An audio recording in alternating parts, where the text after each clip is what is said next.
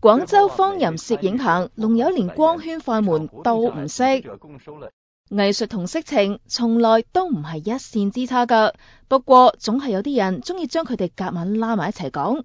繼早前南京出現以捆綁為主題嘅地下方淫攝影棚之後，廣州亦都有噃。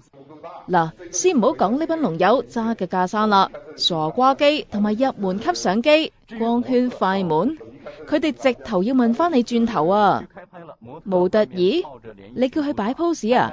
算把啦，呆呆滯滯發吽竇，仲要打喊路，喺負責人大聲咁喝之下，佢先至好唔情願咁剝衫俾你影。呢個攝影棚係一個住宅嘅隱蔽角落，負責人就透過網站嚟搵龍友，每次收400蚊人民幣，每次只限4個人參加啫。但係業餘到咁，拍小片好過啦。